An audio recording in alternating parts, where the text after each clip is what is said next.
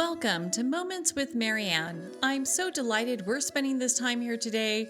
We have a very inspirational show coming right up. Our special guest today is Patricia O'Connell Pearson, and she's here to talk to us about her new book, Fly Girls, the daring American women pilots who helped win World War II. Patricia is a former history teacher with a master's degree in education from George Mason University. She has contributed to many articles and magazines, including those in the Washington Post. She's always enthusiastic about sharing stories about history and has earned her MFA in writing for young people from Lesley University, and now writes both historical fiction and nonfiction. So let's welcome to the show, Patricia. Thanks very much for having me. It's such a pleasure to have you here, and what a fabulous book, regardless what age, you know? Well, thank you. It was a delight to write it. Well, I can imagine. I mean, it's so well-researched, and so I have to ask, what was the inspiration behind this book? Well, it goes back a long way in a sense. I have always loved history since I had a terrific teacher junior year of high school.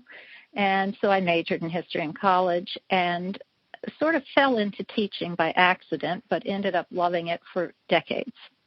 And you find out a lot when you're teaching. You learn so much from the students about all kinds of things, including teaching. But one of the things I learned was that I was drawn in history. I'd never analyzed what it was I liked about history.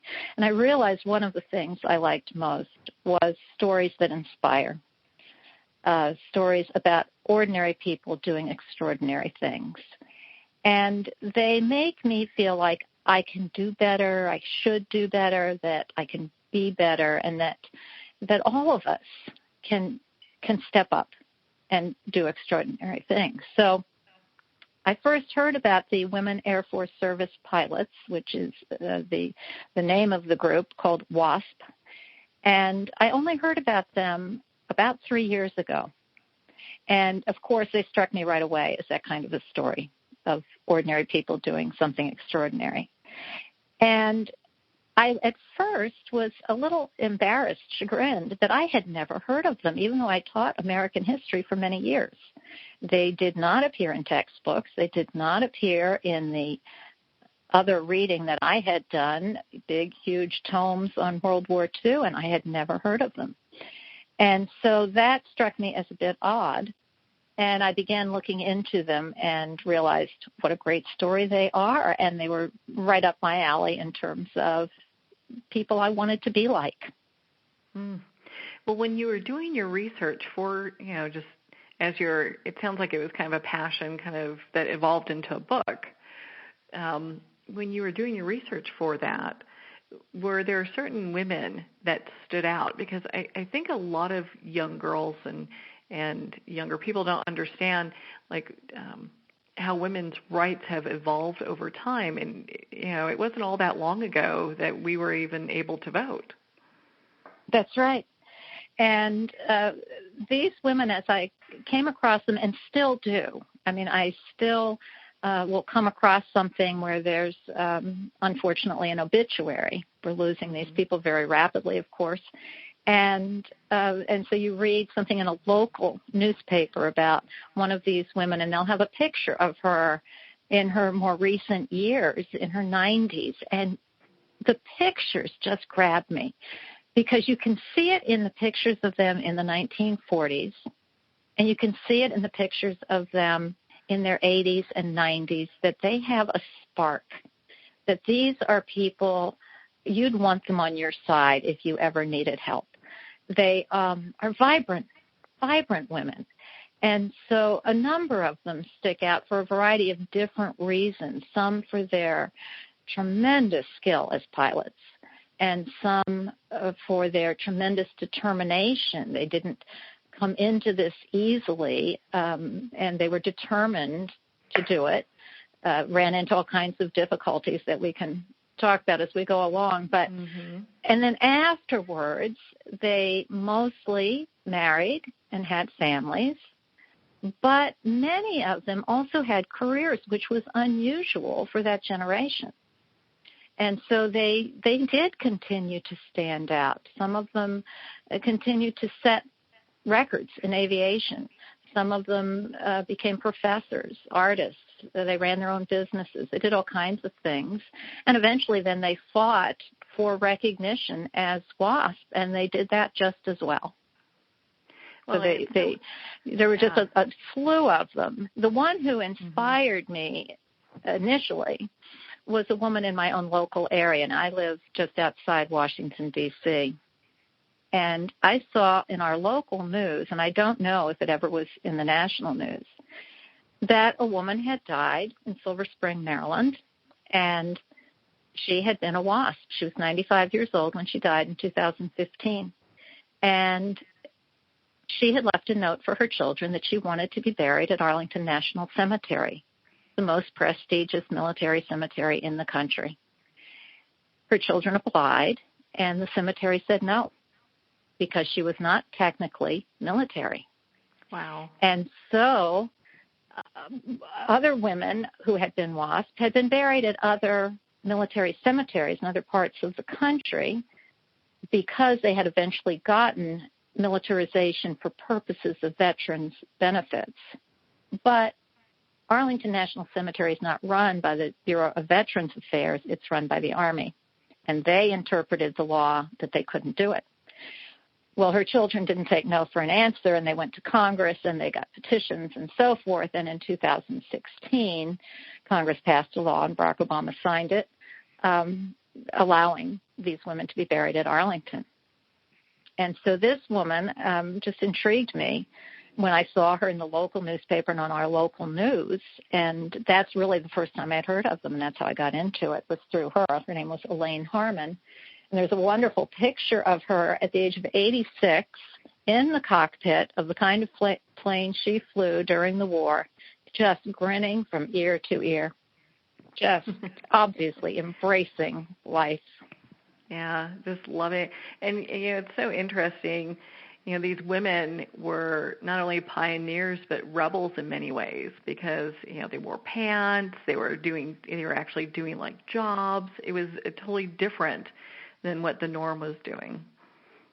It was, and of course a lot of women found themselves doing things they never suspected they would do during the war. Mm-hmm. The home front, one of the things I like here in Washington, the World War II Memorial on the National Mall, its mission is not just to honor the military, and when you go there you see a lot of military emblems and so forth, but you also see the civilians. You see people working in factories and farming and so forth, that the memorial honors Americans during World War II, that everyone stepped up. And so there were a lot of women who were building the planes that these our WASPs ended up flying, and they did do traditionally non-feminine jobs. But you're right, these women, they were not generally in areas where a lot of people were doing that kind of thing. They were at military bases, and they did run into all kinds of things, and they laughed a lot about it. They found most of them, it was frustrating on occasion to be thrown out of a restaurant because you were wearing pants, which happened. They were in uniform, and the uniform was pants because you don't really pilot all that well in a skirt. And so there were frustrations, sort of making life more complicated than it needed to be. But most of them took it with good humor and talked about it later as laughing as they did so. Yeah, you have to have a certain sense of humor because you're going up so many against so many obstacles. Oh yeah, just to fly. Exactly. Which seems somewhat ridiculous, but I mean they're really pioneers for women and kind of on the forefront of women's rights in many ways. Because they kind of pulled some of these restrictions, kind of pulled them back. So we have a lot. They did. Yeah. They were a lot of them. Now some of them were quite young and single and came to do this. Others were a little bit older. So some of them were in their 30s when the war started, and they were experienced pilots. And some of them, many of them, as a matter of fact, were married. Some had children. And so they were leaving the children behind to go do this. And we're very used to men doing that in the military, having to be deployed. We're not used to women doing that. One of them, in fact, the very first woman to sign up for this program was a woman named Betty Gillies. And she was a tremendously experienced pilot. She and her husband worked for Grumman air manufacturer. Mm-hmm. And she flew for them as well. He was an executive with them. And so she had flown some pretty big planes and so forth. And they had 2 little boys, and they had lost a daughter to leukemia just right before Pearl Harbor. And so she hesitated as to whether to do this or not. But her husband was not going to be going off to war because he was running one of the places that was building planes. And so he was one of those essential personnel, and he would not be leaving. So he was there for the children, and I think her mother came and stayed at the house. And so she did. She asked him what he thought, and he said, "Go, do it." And so she did, and there were a number of them like that. And so that was a boundary breaker, to be the working mom, to be the working wife. For middle-class people was a boundary breaker. And then they went on, of course, to fly not just the smaller trainer planes and so forth, but they went on to fly everything, 78 different kinds of planes before they were done. And they flew the B-29 bomber, the Super Fortress, which was the biggest plane in existence at the time. And so they did all of that as military higher-ups were saying they can't do that. Even once they had allowed them to be flying, they really didn't think they could fly the great, huge planes because those were not the way planes are today. They did not have power seats. They did not have power steering, so to speak. It took a lot of muscle, a lot of physical strength to fly those planes. And so some of these women, Betty Gillies again, was just under 5'2". And she laughed later and said it was a good thing she'd applied so early because once they really got the rules and regulations set up, she wouldn't have qualified. She would have been too short. She weighed less than 110 pounds. And so the military brass couldn't believe she'd be able to fly these really large planes, and she was one of the first 2 women to fly the B-17 bomber. And she figured out how to do it. The small women would bring extra parachutes to sit on and put behind them because the seats didn't move forward. She had wood blocks made to go over the rudder pedals so that she could reach them. Oh, wow. And still be able to see essentially over what we would call the dashboard in the cockpit, to be able to see out of the plane. And they just learned, they did a lot of physical fitness training to gain strength, but they also learned finesse, that you could fly these planes by using slightly different positioning and so forth to give your muscles a little extra boost that men didn't necessarily have to do. Well, and it's just so interesting, all the accommodations that women had to make in order just to be able to fly. And during that time, for our younger listeners, there was a shortage of pilots, and that's kind of why they were looking at women when they probably would not have otherwise. That's right, and actually the military didn't think of it.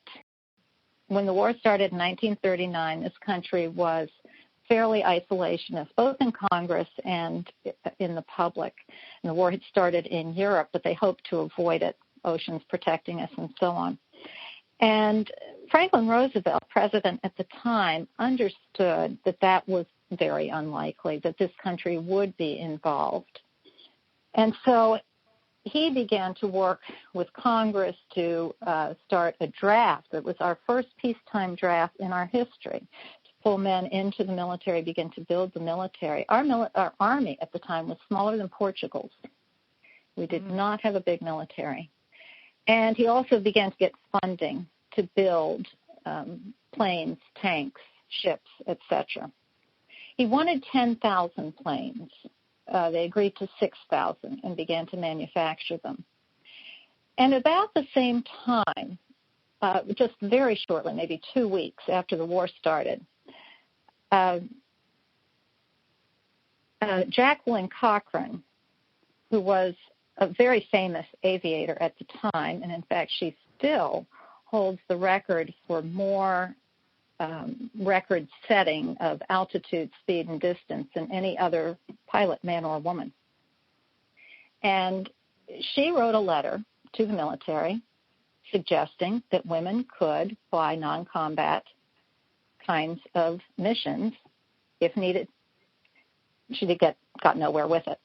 Mm-hmm. Not long after, a woman named Nancy Love, also a very experienced flyer, wrote a letter suggesting that women could fly ferrying jobs, which ferrying is flying the plane from the factory to the base or from one base to another as it's needed, that kind of thing. And she got nowhere either. And part of the reason was the military maintained that they didn't need more pilots right then. They needed more planes, which take quite a while to build. Well, once we got involved in the war in 1941, in December, things began to change because those first 2 years of the war, 1942 and into 1943, were devastating. The Allies were losing the war. Country after country in Europe had been taken over. Britain was the only country left to oppose Hitler at that point, that could actively oppose Hitler.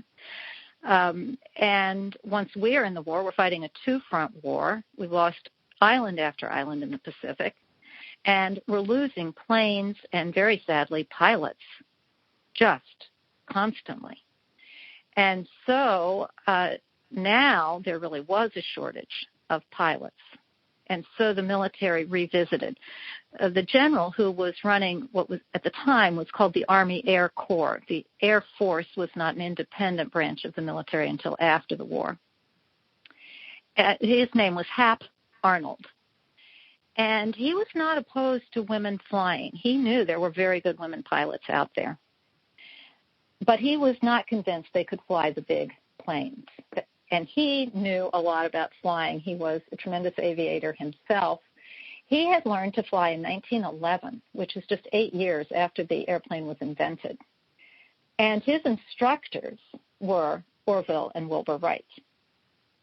And he had flown not in World War I, but he had studied that dramatically and was a huge proponent of an Air Force. And so he suggested to Jacqueline Cochran that she go to England, where there was already a program like this going on, and she could observe that and perhaps encourage American pilots, women pilots, to join her. And she did.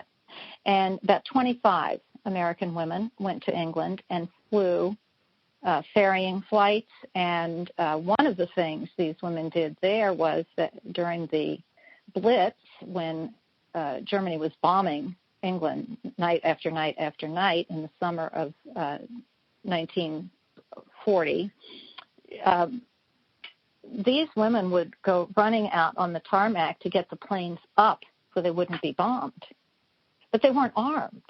So then you just flew around trying to stay above the bombing until it was over and come back down. Oh, my. So obvious, yeah, a risky proposition at best. So the people doing it in England were under a lot more danger than anybody doing it here because we were not being bombed.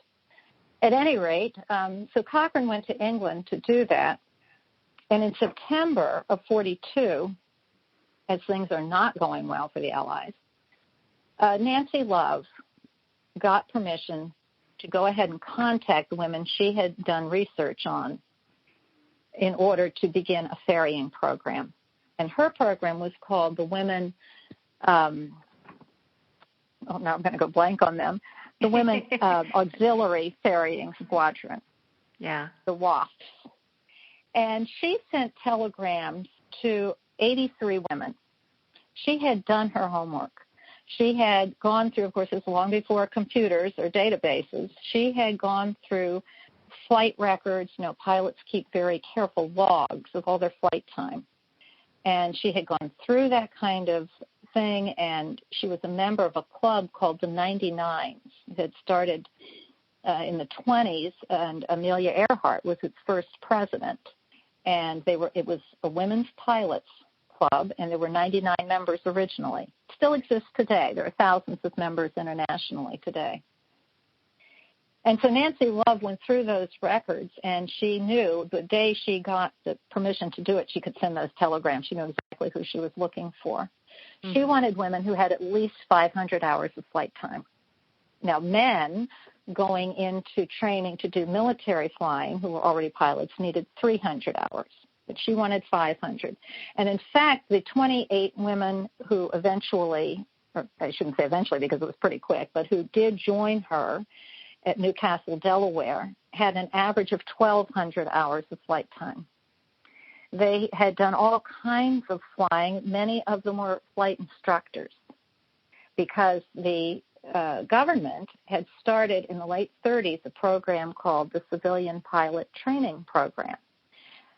Seeing what was going on in Europe, they thought if they offered courses in flying, and you could get a pilot's license, then they would have this civilian basket of people to call on when the time came, and they would need a lot less training.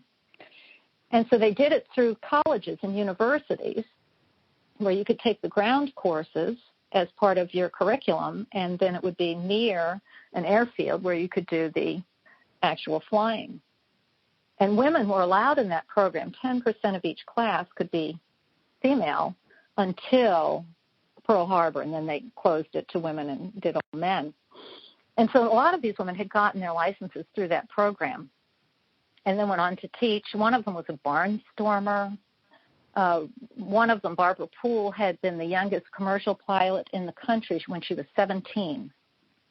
And she had taught in that program, and her claim to fame in that program was that every student she taught passed their licensing exam on the first try. And so these were tremendous pilots. And they could then, Love had designed a 4-week program, 12 hours a day, to get them up to speed on flying military planes, but also the military protocols that they would need to know in terms of forms that had to be filled out and communication with the towers at military bases and all that sort of thing that they would need to know. And so they were up and flying very quickly. In the meantime, Jacqueline Cochran comes back to the United States, and she gets permission to start a much bigger program. I've always say that her ideas were always bigger than everyone else's. She was a tour de force kind of person. Yeah. And she has all these records, and, of course, it was not polite for women to toot their own horns in those days, and she didn't hesitate to point out that she was the best pilot in the country probably. And of course, when a man does that, it's confidence. When a woman does it, it's arrogance. But she started this program in Texas, and it was the Women's Flying Training Detachment. And those two programs would be merged in the summer of 1942 and become the WASP, the Women Air Force Service Pilots, all of which are mouthful. Mm-hmm. And so she started a program. Again, the women coming into her program had to already have a license. Now, men going in and applying to be pilots did not have to have a license as time went on. These women did, but she was accepting women who had a lot less experience than the people in Delaware. And it was a longer training program. It went for months rather than weeks. And she wanted them to do more than ferrying planes from one base to another or factory to base. She wanted them to do all sorts of non-combat flying. So they ended up doing things like target towing. And if you've ever been at a beach and you see the little planes that go along the beach with the banner behind them advertising the crab shack or whatever, it was very similar to that. these were flying small planes, and off the back of the plane, you would be towing this fabric target. And the people on the ground, the men on the ground, were training in anti-aircraft defense. And so their job was to shoot at that target. And when you landed, they were supposed to count the bullet holes in that target. And they could identify them. They had dye so that one person's bullets were going to make a red hole and somebody else's make a blue hole, that sort of thing. But what these women found as they're piloting these little planes, and there were men, civilian men, doing the same kinds of jobs, but they would pilot these planes and realize that the guys on the ground either didn't understand the instructions or weren't very good yet because they were hitting the plane. And they'd land and they'd have as many holes in the plane as they did in the target. Oh, my goodness. Some of those planes were actually shot down. No one was killed, but some of them actually were shot down by the fellows on the ground who either didn't get it or just instinctively were shooting at the plane. Just instinct took over. So at any rate, that was one job that they did. They also worked as test pilots, which is an extremely dangerous job because what they were doing is taking planes that had been in for maintenance and taking them up to see if they'd really been fixed. And if they hadn't, they could really end up in a lot of trouble. One woman had a situation where she had become a test pilot, and she went up, she had a co-pilot with her who had been a combat pilot. And they did, if you reached 25 missions as a combat pilot, you were finished. You came home and did other things because the stress of that was just phenomenal. And so he came home and he went up with her, and as they're flying this plane that supposedly had been repaired, it went into a spin and it wouldn't come out. Now, they do a spin on purpose to test planes to make sure everything's working right. But in this case, it wouldn't stop spinning, and they're spiraling toward the ground. And she took over the controls, and eventually she managed to get it out in the nick of time. And they landed the plane, and he didn't even talk. He got out of the plane. He walked into the commander and said, I need a different job. I'm not doing this. Can't do it. And she continued doing the test pilot stuff. So they did that. And they flew gliders as well. They towed gliders, I should say. So they were using gliders could get into behind enemy lines in Europe because they're quiet. They don't make any noise. So you could send supplies. They were big enough to even send things like jeeps and so on behind enemy lines without being heard. And they had a pilot, but you had to get up in the air, and then the pilot could guide them in. And so you used a great big plane to haul these things up in the air, and it put a lot of strain on the plane. And these were the big cargo planes that are very cumbersome when they take off. It seems like you just need a runway that goes forever before the thing can get off the ground because they're so huge and so heavy. And when you're towing an extra plane behind you, you can imagine that the pull on that is just tremendous. And so they learned how to do that and get those gliders up and off, and you release them and off they go. They also flew drones, which most of us think are brand new. But drones had been around since World War I. But they weren't like the ones today. You couldn't fly them from huge thousands of miles away. You had to be very close in another plane to fly the drone. And so they did that as well. And one of the jobs they had was you had to have a pilot in the drone as a backup. Now, in the real situation, there would be no pilot in the drone. But in this case, the military couldn't afford to have the drone crash while the person in the plane who was learning how to fly it was learning. So they would have a backup pilot who could take over in an emergency. And so that you were sitting in this tiny little thing. It wasn't designed for a person to be in. It was teeny. And so two of the women did that. There were not very many people trained at all to do that So they did a number of jobs, and they also taught flying lessons to the men, some of whom were fine with that and some of whom seemed to resent it. One woman said she always asked on the first day if anybody didn't want to be in her class, just let her know, and she'd find them another instructor, and that kind of always smoothed it over, and they never said that they wanted to move to another class.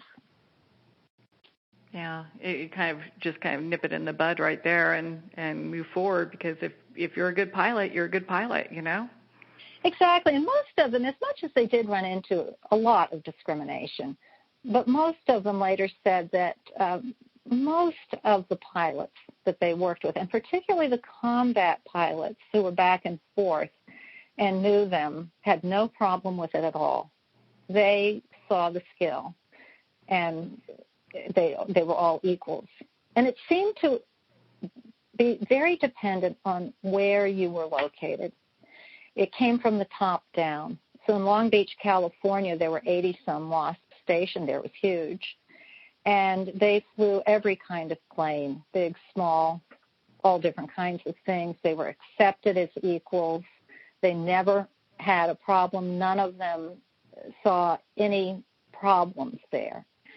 And at Camp Davis, North Carolina, there were nonstop problems. And it seemed that the highest military officers there were opposed to the idea of the women doing this, and it filtered down so that a whole group of mechanics, when they found out that 20-some women would be stationed there, asked for transfers. They didn't want to work for women. Eventually they got over that, recognized the skill, and actually recognized that they needed to protect these women because the planes at Camp Davis were abysmal. New tires, new parts, all went to Europe for the planes that were actually in combat. And so on the bases where they're doing training, they were real rattle traps. Oh, wow. And so the women learned to hang out with the mechanics and find out as much as they could about the planes they were going to take up. But they also had incidents there which were never proven, but all the evidence pointed at sabotage of some of these planes that the women were flying. In one case, Jacqueline Cochran found sugar in the gas tank, which is there's no way for it to get there accidentally. Yeah, that's a big indicator right there. Yes, and some women died as a result of either sabotage or just terrible maintenance, which is not necessarily the fault of the maintenance workers. They just didn't have the spare parts that they were supposed to have. They had a form they were supposed to fill out when there was a problem with a plane. You would fill out this form saying, whatever it was didn't work and turn it in. And the mechanics were honest and said, there's no point in filling it out because we don't have any spare parts. So they couldn't fix stuff. And one woman did die. The plane was never really determined what had gone wrong with the plane mechanically. She was still in training, and there was a pilot behind her, in the seat behind her. And when the plane crashed, he was able to get out. He told her to eject.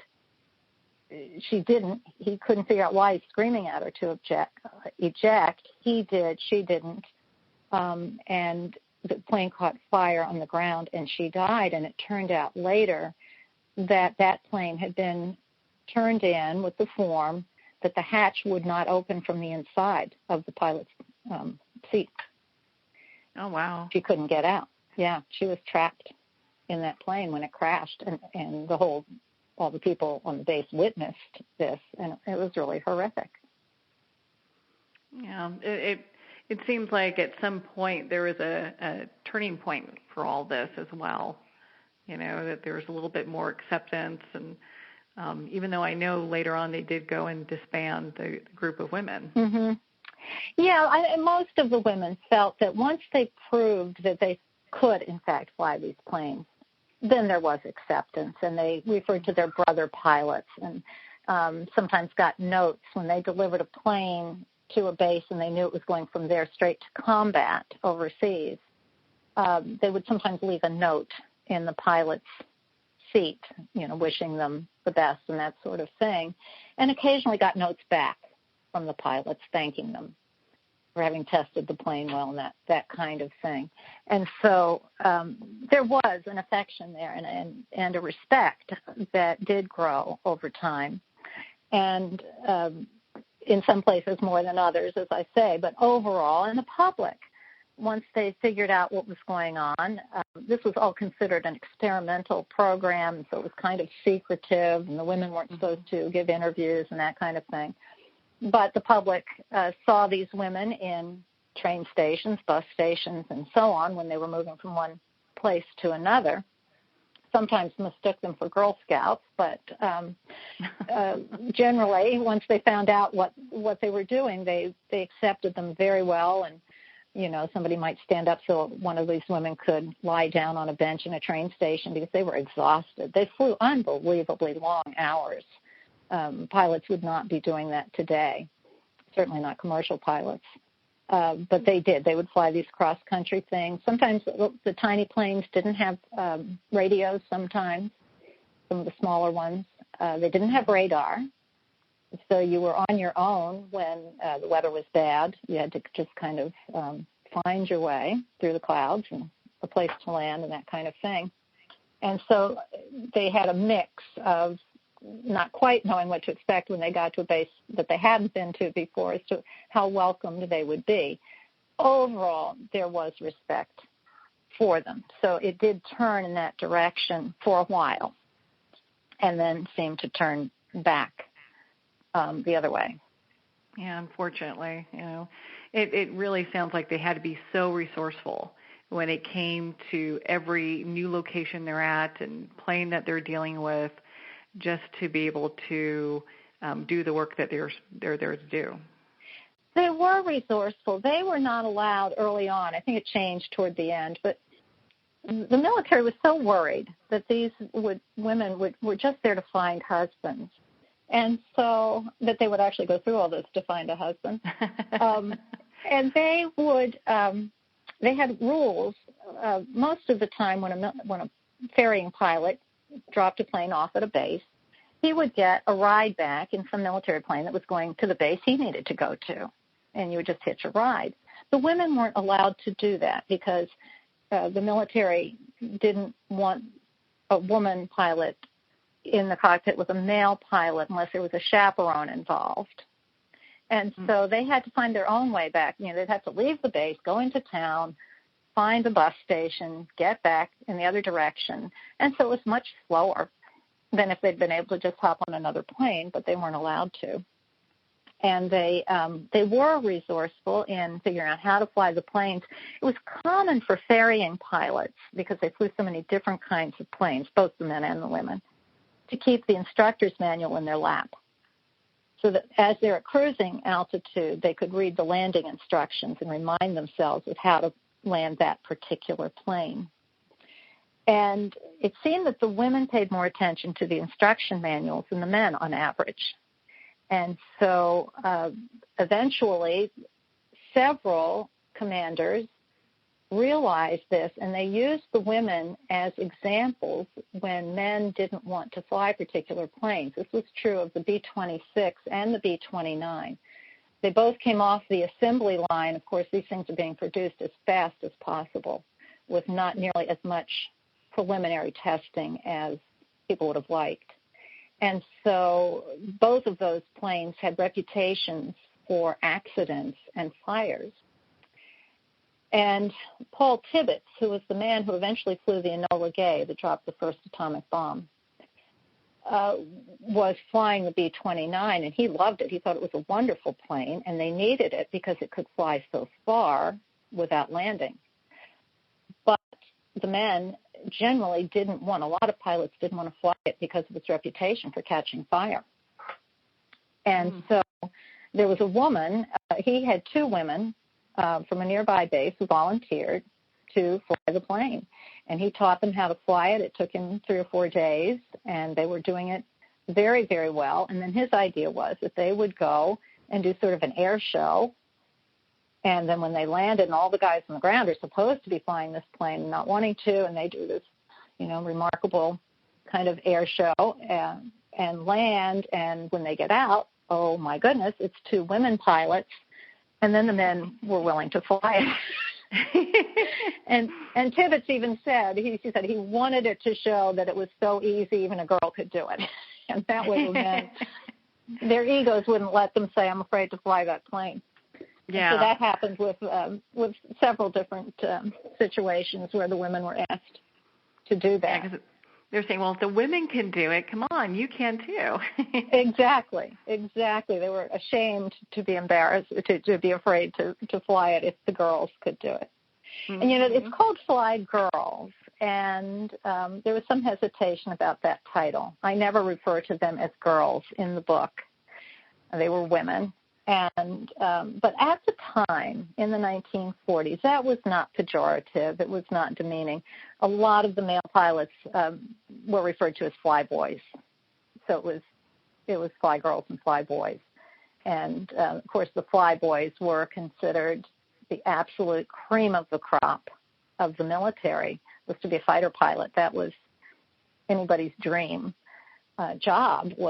That was the job. And, I think it kind of still is. And so that was one of the problems women had, was that it was such a manly man's job that how could they now acknowledge that these women were doing it? So as time went on, things changed. The war changed, which is one reason that the attitudes toward the women went from hesitant to very accepting and then hostile toward the end, unfortunately. Yeah. Well, and, so we talked about, the women that were a part of this. I think it's important also to talk about the African-American women that were able to fly, because they had to jump so many more hurdles to be able to do that. And you so brilliantly have this listed in your book. I love it. Well, at the time, the military, the entire U.S. military, was segregated. So there were men, African-American men in the military. They had different units completely. They trained separately, and they did different jobs. And most of those jobs were support jobs. There were a lot of black cooks in the Navy, for example, but they weren't doing the actual combat work for the most part. And so when Jacqueline Cochran was interviewing all these women, she did have some very well-qualified African-American women apply, and she said no. She rejected them. Now, she said that she had no problem whatsoever with anybody's race. If they were a good pilot, they were a good pilot. But she was concerned that if she accepted black women into the program, as she described it, it might be the straw that broke the camel's back of the program's success, because she and Nancy Love with her program were already pushing the envelope to have these women flying military planes at all. They wanted them to be militarized, as the WWII and WAVES in the Army and Navy were, and that's what did not happen in the end. But they were pushing for that, so they're pushing in a lot of directions already. And she thought if she pushes the race issue when the military is, in fact, segregated and there were no African-American military pilots at the time, this was before the Tuskegee Airmen were training, that it would destroy the program entirely. And so they were not allowed to do it. But there were very well-qualified African-American women who could have done it had they been allowed to. And sadly, they were not. Bessie Coleman, I mentioned in the book, who was the most famous of the first African-American woman to get a pilot's license. She couldn't train in the United States, and she's a little earlier than this. She got a license in 1921 in France, and she wanted to open a flight school for blacks so that other women could get their licenses. She unfortunately died in a plane crash before she was able to do that. But in 1938, a woman named Willa Brown was the first black woman to earn a pilot's license in the United States. And so several others followed, but in 1942, when this program is starting, they could not break through that barrier to get into this program. So it was a very white group. There were 2 Chinese American women in the group and 1 Native American woman, but other than that, everybody in the group. There were 1,102 WASPs, and so all but those 3 were white women. There was diversity. It sounds like that makes them all the same, but they were quite diverse in terms of their own backgrounds. Many who initially, particularly in the Delaware program where they had so much flight time, so much experience going in, were pretty wealthy women, some of them very wealthy. One had, her family had oil wells, and another one was the heir to the Woolworth's 5 and dime fortune. And they could afford to go out and buy their own planes, let alone their own lessons and so on. Other women, like Nancy Love herself, were upper middle class, we would probably say today, and they could afford an expensive hobby, and that's how they got started. But others, there was a woman who came from a ranch family, and it was the most practical way to be able to survey the entire ranch of thousands of acres. They were not wealthy people, but it was her transportation around the ranch.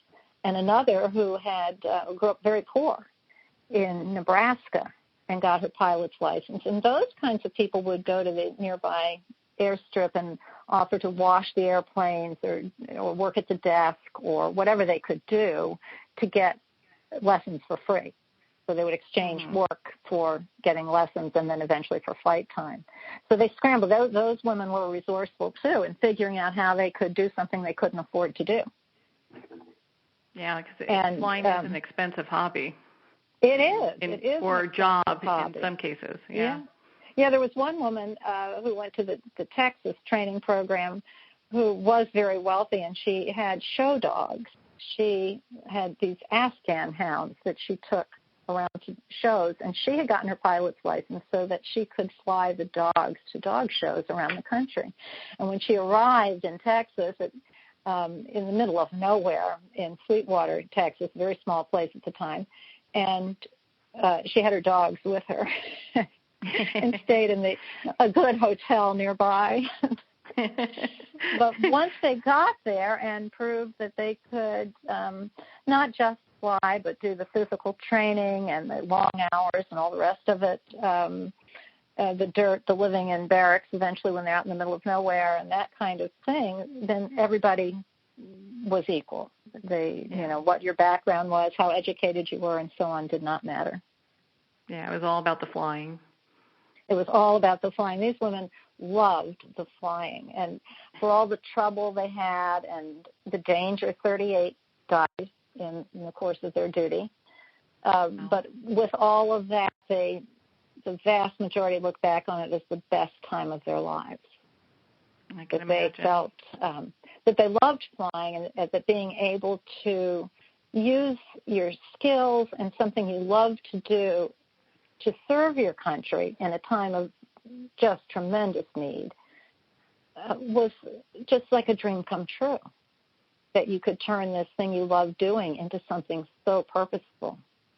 And so they were, as one woman said when somebody asked her long after, 40 years after the event, would you go through this again? Would you do this again? She said, you bet your sweet life I would. And I think a lot of them in their 80s would have done it right that minute, too. Yeah, because it really is a passion of theirs. Well, and I've got to ask, so you have a photo of a lady on the front cover of your book in a plane. Mm-hmm. Do you know who that lady is? I do not. She's not mentioned in the book. Her name is Libby Gardner, and she was a WASP. And that particular picture was taken at an Air Force base in Texas. And that's a B-26, and she's in the cockpit of the B-26, which was a medium, called a medium-weight bomber. Mm-hmm. And she died in 1975. But I think it works well to have somebody I don't talk about on the cover, because in the end, the book isn't about any one individual. It's about 1,000 women, 1,100 women. And each of them, as you go through there are a lot of oral interviews with these women who are no longer with us, and some of them wrote autobiographies or at least did interviews in newspapers and magazines and so on. And every one you read, you think, oh, I wish I'd included that one. Oh, I wish I'd known about this, The stories just go on. There are 1,000 stories out of these women. And so I think to have somebody she's representing all of them there. But I will say that picture, they didn't always look like that when they were flying. She's, she's wearing makeup and so forth. And one of the problems the women had toward the end was that when the press covered them, and Life magazine, which of course was read by millions of Americans every week, and for those who aren't familiar with it, it was a big magazine, and it was known for its photography. And they would do these stories of American life. And they did 2 or 3 different primary articles on the WASP over the course of time. And they talked about them very accurately, the kind of training they did, the kind of flying they were doing, the long hours. All of that was quite accurate. And they had pictures of them in their winter gear, hauling their equipment, and that kind of thing. All of that was well done. But even that magazine, which was doing a good job of describing the women, tended to use adjectives like pretty, comely, shapely. It was just embedded. I would suspect that the people writing those articles didn't even know they were doing it. I don't think they thought of themselves as, they certainly did not think of themselves as demeaning the women. I'm sure of it. But it comes across, we recognize it today, it jumps out at us today, and we're still doing it. We're still doing it. There was an article in our newspaper, the Washington Post, last week about Nancy Pelosi's high heels.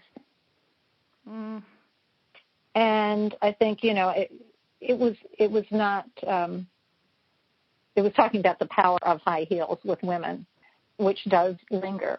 But interestingly, and I'm thinking, this is 2018, and we're talking about high heels on a congresswoman. Maybe we should be talking about the bill she's talking about, or that kind of thing. And so it hasn't gone away. That does not go away. And I think, so Libby Gardner is a stunning woman, beautiful woman, great dimples. And so that was a carefully done photograph. And those are the women who appeared most often in the magazines where they're using pictures. It was the very attractive women, and a lot of them were attractive. It didn't make them better or worse pilots than those who were less attractive. But that was there, and it was a piece eventually of their demise, because people looked at them as being glamour girls. And so they, over time, by 1944, the need for pilots has diminished. Fortunately, by then, the German Air Force, the Luftwaffe, was tremendously weakened between the U.S. Air Force, and it was called the Air Force by then, even though it was still part of the Army, but the U.S. Air Force and the British Royal Air Force had weakened the Luftwaffe tremendously. And so we were not losing as many pilots and not losing as many planes. And so the need for pilots was lessening, and the need for planes was lessening, which means that there are fewer ferrying needs. There are not so many coming off the assembly lines any longer. And so the men who had been doing these jobs, the civilian pilots who had been doing the same jobs as the women, are now eligible to be drafted And what the military needs at this point isn't more pilots, it's infantry, because they're preparing for the invasions. My goodness, you are absolutely just fabulous and fascinating, and I wish we had more time because I love listening to you talk about this period in time because it is so rich. There's so much that's going on. You know, where can our listeners pick up a copy of your book, Fly Girls? Well, it is on Amazon. I'm told they had it on sale this week when it just came out on February 6th. And it's at Barnes & Noble and a variety of independent bookstores. So how exciting. It's out there. Yeah, and everyone can pick up their own copy and really dive into it. Yeah, I enjoyed it. It's not a long book. It's for ages 10 and up. And so it's there's some explanation, background to the war itself and that kind of thing, the time period and so forth, for kids who are not familiar with that yet or adults who have forgotten. Mm-hmm. Kind of just gives you some background information. Well, it's beautifully written. I loved it. Thank you. And, yeah, I just really enjoyed Fly Girls, so everyone wants to go out and pick up their own copy of Fly Girls. You know, Patricia, thank you so much for taking the time to be on the show today. I appreciate your having me. Well, we're at the end of our time today. I would like to thank everyone for tuning in. You've been listening to Moments with Marianne. And remember, make every moment count.